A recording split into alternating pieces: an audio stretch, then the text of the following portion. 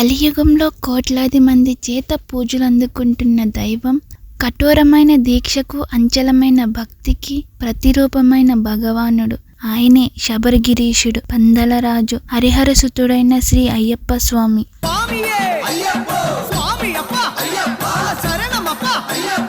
శివకేశవుల ఏకైక పుత్రుడిగా కీర్తించబడే ఆ మణికంఠుడి అవతారం వెనుక ఉన్న రహస్యం ఏమిటి? ఏ మహాసంకల్పంతో, ఏ అద్భుతమైన లీల ద్వారా ఆయన ఈ భూమిపై అవతరించాడు? ఈ రోజు మనం ఆ అయ్యప్ప స్వామి యొక్క దివ్యమైన అవతార రహస్యాన్ని తెలుసుకుందాం.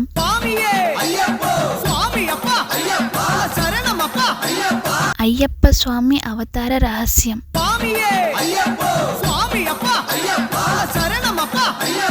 ఈ కథకు మూలం మహిషాసుడి వధతో మొదలవుతుంది. లోకకంఠుడైన మహిషాసుడిని దుర్గాదేవి సంహరించిన తరువాత అతని సోదరి అయిన మహిషి ప్రతీకారంతో రగిలిపోయింది. తన సోదరుణ్ణి చంపిన దేవతలపై పగ తీర్చుకోవాలని ఆమె బ్రహ్మదేవుడి కోసం ఘోర తపస్సు చేసింది.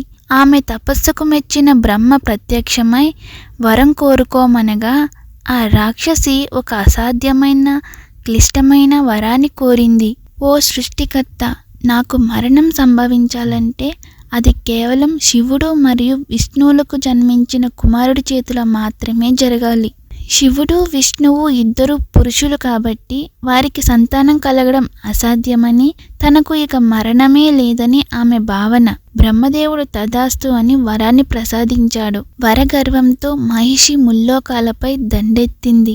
దేవతలను స్వర్గం నుండి తరిమి కొట్టింది. ఋషులను, సాధువులను హింసించసాగింది. ఆమెను ఎదిరించగల శక్తి ఎవ్వరికీ లేక దిక్కుతోచని స్థితిలో దేవతలందరూ ఆ హరిహరులను శరణు వేడారు. ఓ శివకేశవులారా, మీరిద్దరూ ఏకమైతే కాని ఈ లోకాలకు విముక్తి లేదు. దయచేసి మహిషిని సంహరించగల ఒక కుమారుణ్ణి ప్రసాదించండి అని ప్రార్థించారు. దేవతల మొర విన్న మహాదేవుడు శ్రీ మహావిష్ణువు ఒక అద్భుతమైన లీలను నడిపారు. పూర్వం క్షీరసాగర మదనంలో అమృతాన్ని రాక్షసుల నుండి కాపాడడానికి శ్రీహరి జగన్మోహనమైన మోహిని అవతారాన్ని ధరించిన విషయం మనకు తెలిసిందే. శివుడు ఆ మోహిని రూపాన్ని చూడాలని తన కోరికను వ్యక్తపరచగా లోక కళ్యాణం కోసం విష్ణువు మరోసారి అత్యంత సౌందర్యవతి అయిన మోహినిగా అవతరించాడు.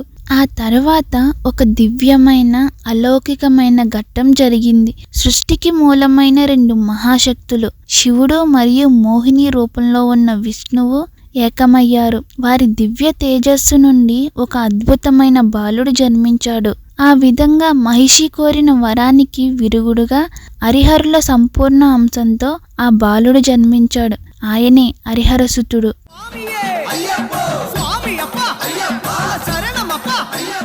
ఆ దివ్య బాలుణ్ణి శివకేశవులు పంపానది తీరంలో ఉంచారు. అదే సమయంలో వేటకు వచ్చిన నిశంతుడైన పందలరాజు రాజశేఖరుడు ఆ బాలుడిని చూశాడు. ఆ బాలుడి మెడలో ఒక మణి ఉండడంతో అతనికి మణికంఠుడు అని పేరు పెట్టి తన రాజ్యానికి తీసుకువెళ్లి అల్లారు ముద్దుగా పెంచుకున్నాడు. ఈ శివలీల అయ్యప్ప స్వామి అవతారం వెనుక ఉన్న గొప్ప రహస్యాన్ని మనకు తెలియజేస్తుంది. ఆయన అవతారం కేవలం ఒక రాక్షస సంహారం కోసం కాదు, అది హరిహరులు ఒక్కటేననే అద్వైత సత్యాన్ని నిరూపించడానికి, కలియుగంలో భక్తులకు ఒక కొత్త శక్తివంతమైన భక్తి మార్గాన్ని చూపించడానికి. ఆ మణికంఠుడే పెరిగి పెద్దవాడై మహిషిని సంహరించి శబరిమలలో కొలువై నేటికి మనందరినీ అనుగ్రహిస్తున్నాడు. అయ్యప్ప స్వామి లీలలు, విశిష్టతలు ఇంకా ఎన్నో ఎపిసోడ్లు మీకోసం రాబోతున్నాయి. కావున మా ఛానల్ను లైక్ చేసి సబ్స్క్రైబ్ చేసుకోండి. నోటిఫికేషన్ బెల్ను ఆన్ చేయండి. స్వామి అయి శరణమయ్యప్ప.